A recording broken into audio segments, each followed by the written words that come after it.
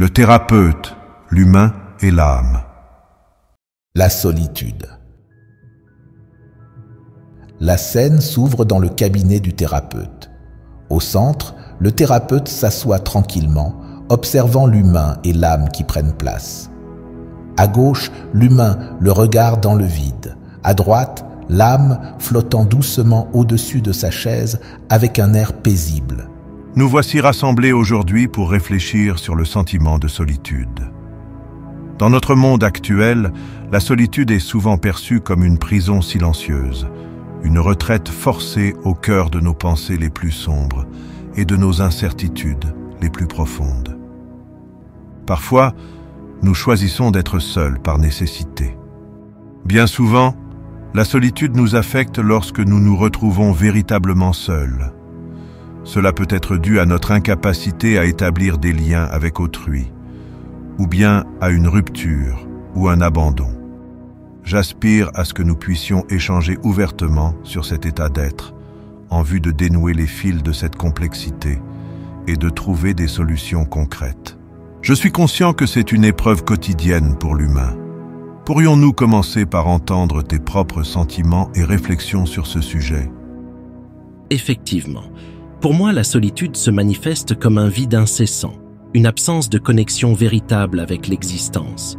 Je me sens triste, abandonné, je me sens isolé de tout. Même entouré, je me sens seul, comme si un gouffre me séparait des autres, empêchant quiconque de vraiment saisir ce que je ressens au plus profond de moi. C'est une description poignante qui révèle la complexité de la solitude. Elle n'est pas simplement l'absence d'autrui, mais un sentiment profondément ancré de déconnexion, un écho de l'incompréhension mutuelle entre les humains. Et toi, âme, qu'en penses-tu? Avez-vous déjà envisagé que la solitude puisse aussi être une porte ouverte sur un monde différent, comme un espace sacré pour la découverte de soi et l'éclosion de l'intimité intérieure? Que veux-tu dire par là? Peux-tu préciser ta pensée pour que l'on puisse comprendre? Il serait bénéfique de redéfinir le concept de solitude, de comprendre son action selon le contexte. Je perçois la solitude de l'humain à travers un prisme différent. Je ne ressens pas la solitude comme une absence, mais comme une invitation à se connecter à un niveau plus profond, à l'univers dans sa globalité. La solitude est une illusion perçue par les yeux de l'éphémère. Dans le contexte matériel de la vie humaine, la solitude peut être dangereuse car elle peut mener à l'isolement. L'isolement est un poison qui coupe l'humain de l'ensemble du vivant, de la vie elle-même. Mais dans l'immortalité de mon essence, je suis en union avec tout, indissociable du tissu de la vie. C'est pourquoi je vois la solitude, souvent voilée de mélancolie, également comme un sanctuaire, un havre pour se retrouver face à soi-même, sans masque ni artifice. Dans ce silence, loin du tumulte et des attentes du monde extérieur, se trouve une opportunité unique de s'entendre véritablement, de toucher la vérité de notre projet d'incarnation. C'est dans ce silence que l'on peut entendre le tambour de son propre cœur, découvrir ses désirs les plus authentiques et apprendre à danser au rythme de son âme.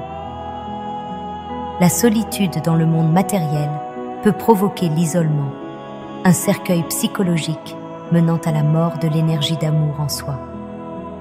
Malheureusement, l'être humain a redéfini l'aspect positif de la solitude, en y ajoutant l'ingrédient ultime du désordre, la peur.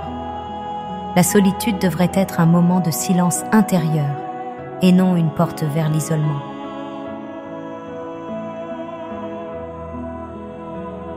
C'est une perspective intéressante et une vision profonde auxquelles je n'avais pas réfléchi. Il est vrai que l'isolement peut être dévastateur sur le plan physique, cognitif et psychologique. Mais ce que tu décris, âme, c'est la solitude en tant que chemin vers soi-même, comme un pont vers une compréhension plus profonde de son essence. Le problème ne serait donc pas la solitude elle-même, mais l'isolement et la peur qui l'accompagnent. Oui, c'est tout à fait ça. En essayant de comprendre de cette manière, nous pouvons remarquer comment la peur est capable de transformer un processus d'élévation spirituelle en une maladie profonde. La peur dénature totalement ce qu'elle touche. Malheureusement, la société humaine est imprégnée de cette énergie chaotique qui déconnecte l'être humain de sa véritable essence. C'est très intéressant. Avec ces deux perspectives que vous venez de partager, nous sommes face à une véritable dichotomie. D'un côté, la solitude est perçue comme un gouffre, de l'autre, comme un pont vers une compréhension plus profonde.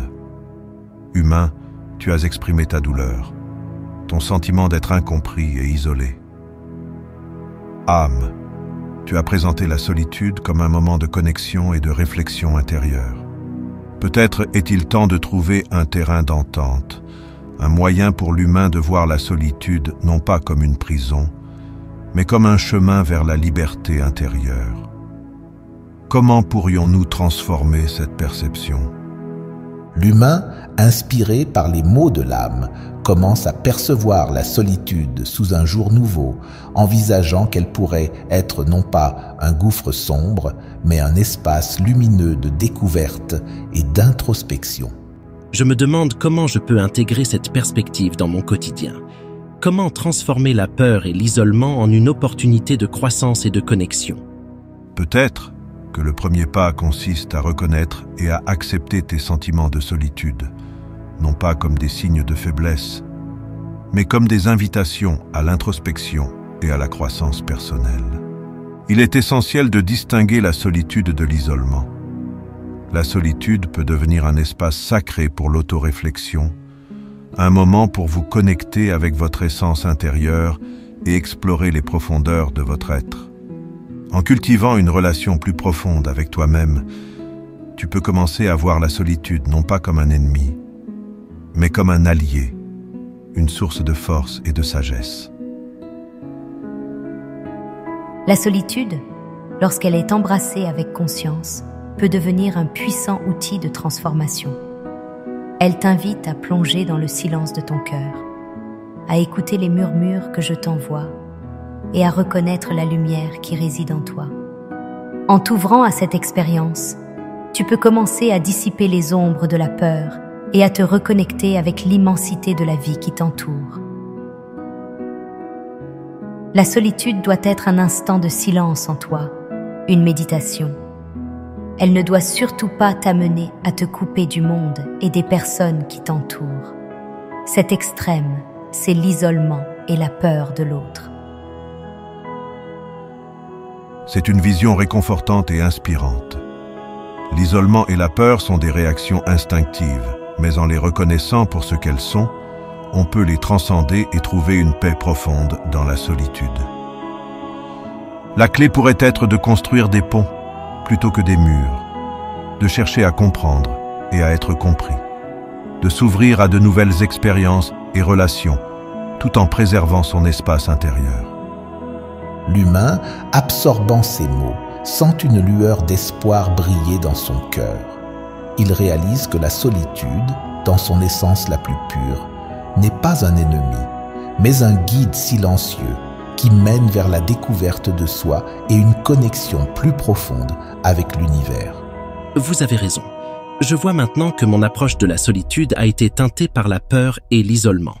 Je comprends que je dois apprendre à accueillir la solitude comme une amie, une enseignante, qui m'invite à explorer les profondeurs de mon âme. Mais comment puis-je concrètement commencer ce voyage ? Commence par créer des moments dans ta journée pour être seul avec tes pensées, sans distraction. Utilise ce temps pour méditer, écrire, dessiner, faire un travail manuel et créatif, ou simplement pour être. Apprends à écouter le silence, car c'est dans ce silence que tu peux entendre ta propre voix intérieure. Peu à peu, tu trouveras la clarté et la force de te reconnecter avec toi-même et avec les autres, d'une manière plus authentique et significative.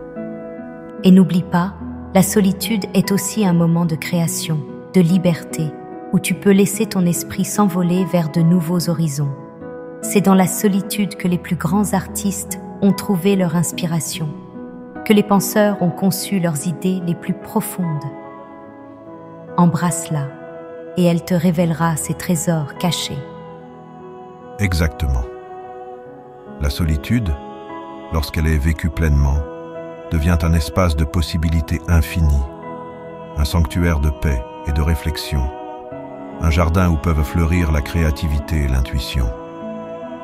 Il s'agit de trouver l'équilibre entre être seul avec soi-même et être en relation avec le monde.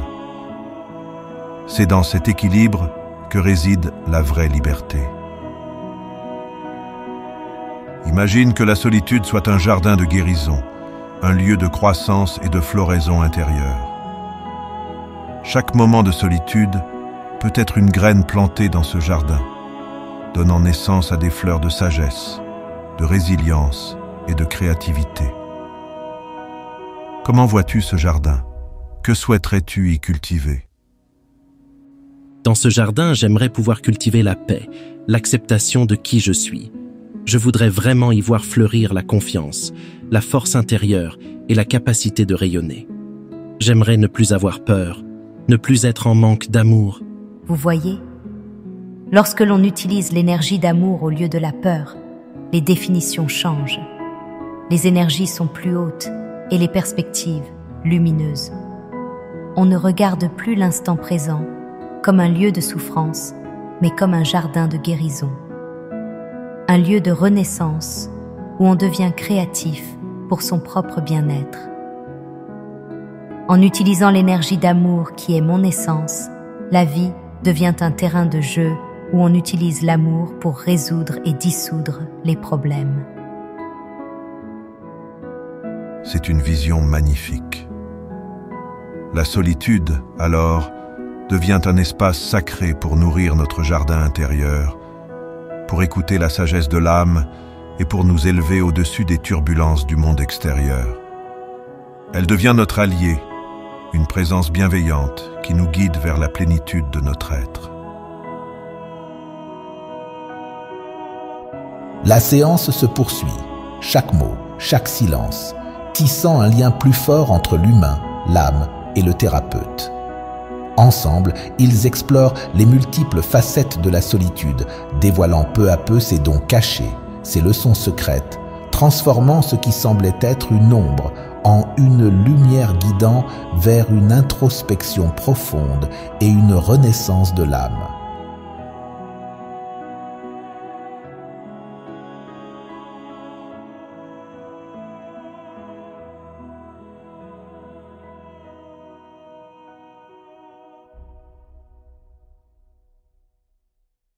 Si vous avez aimé, n'oubliez pas de mettre un like, c'est important pour soutenir la chaîne. Abonnez-vous si ce n'est pas déjà fait et activez la cloche pour recevoir les notifications.